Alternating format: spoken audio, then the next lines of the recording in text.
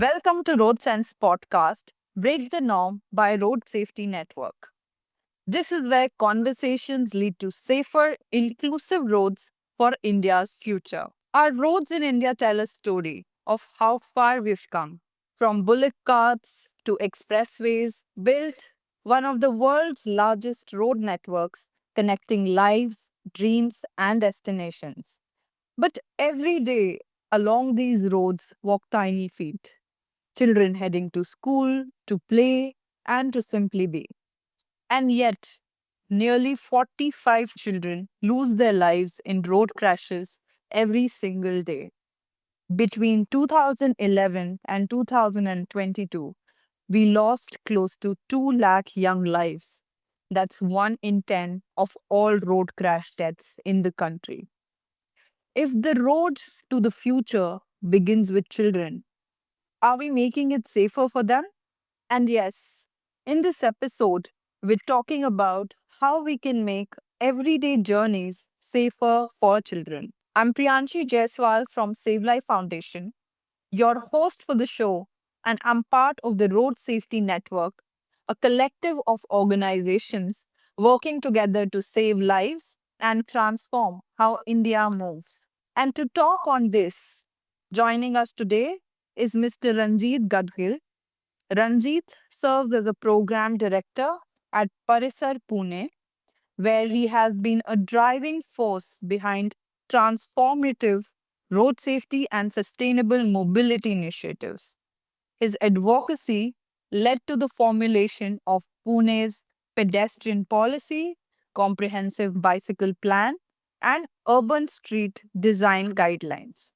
Welcome to the show, Ranjit. Thank you for having me. It's a really important topic, and I'm glad that we're talking about it from a practical point of view and policy too. Thank you, Ranjit. So, looking at the issue from a wider lens, where do you think our national approach to protecting children on roads is falling short? That's an important question, Priyanshi. One of the biggest gaps is that our laws don't fully reflect how children actually commute, especially to school. Children aren't just in school buses, those yellow buses that we see. In many cities and towns, children are also traveling in vans, autos, and even quadricycles, none of which are formally recognized under our current school transport policies.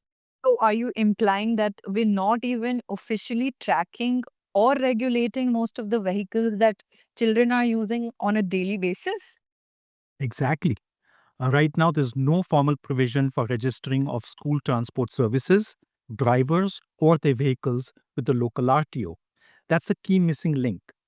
Without that registration and oversight, there's just no way to ensure the routine safety checks or to hold anybody accountable if something actually goes wrong. Okay, so moving on, and in terms of the law itself, how does this gap show up? Well, under the Motor Vehicles Act, Section 211 defines something called an educational institutional bus, but it doesn't explicitly include these other modes that we just talked about. That means they're essentially operating outside the realm of regulation. So, you mean that the solution begins with recognizing these modes of transport within the purview of the law? Absolutely. And a simple amendment to this section, the section 211, which could define school transport vehicles as any motor vehicle which is used to ferry children to the schools, would help bridge this gap. That would bring these vans, autos, quadricycles, etc., under the uniform fold of road safety. Got it. And Ranjit, once that happens, what kind of mechanism should follow this? See, once these modes are recognized, we can mandate the registration of both the vehicle and the driver with the local RTO, introduce minimum safety guidelines, and ensure that there's a proper database of these vehicles. This would allow for better regular checks, monitoring, and ultimately build the trust and accountability around how children are being transported to schools every day. Ranjit, as we all know, that kids don't just go to school, they're also on the roads every day, riding pillion, sitting in family cars. Do we have enough standards for those scenarios?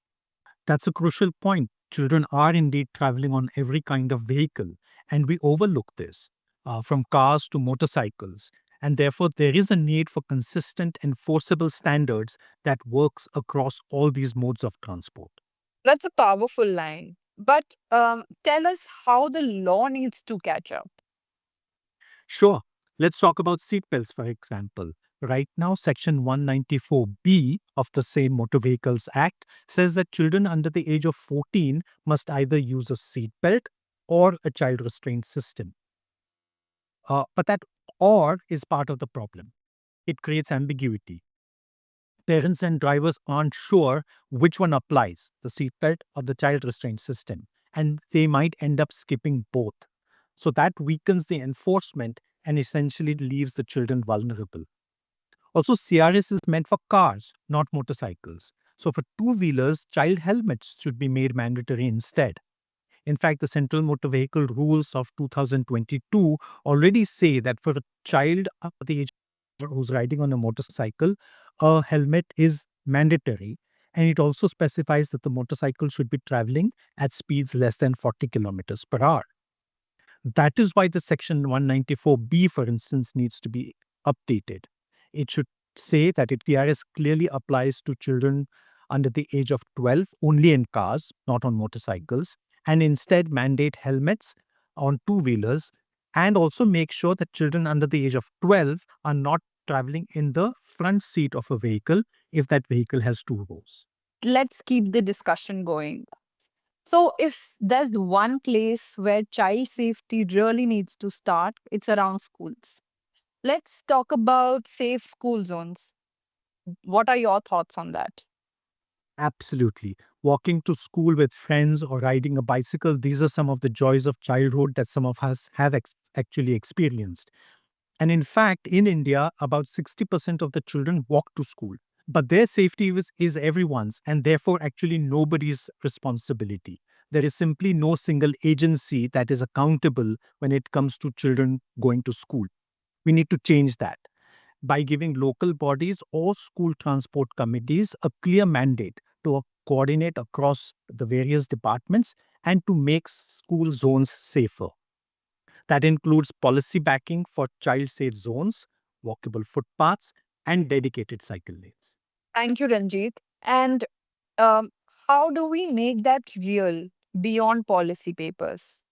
Basically, through demonstration, we need to demonstrate these safe school zones, which are basically traffic calmed areas, safe crossings for children, and speed bumps.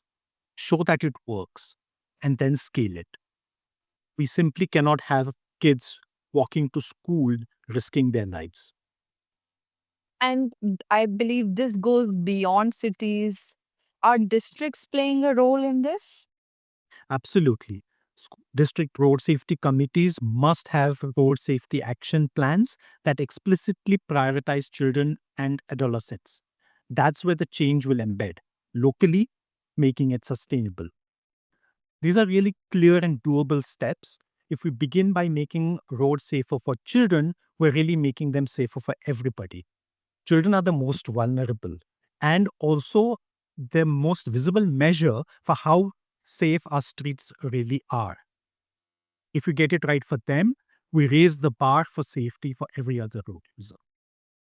Absolutely. I completely agree with you. Thank you, Ranjit, for joining us on RoadSense and sharing these insights with us.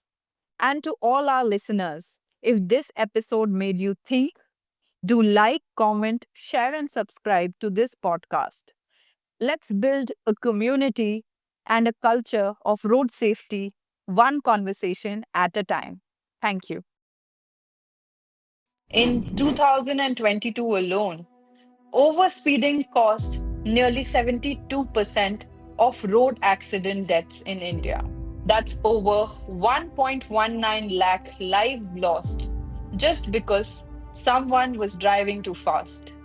So, when we talk about safer roads, addressing speed is non negotiable. So let's think about two things: the people on the road and the environment they move through.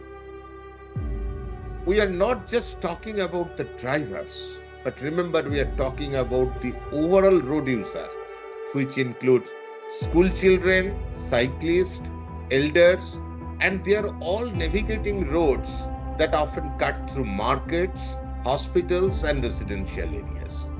Yet, our laws rarely reflect these ground realities.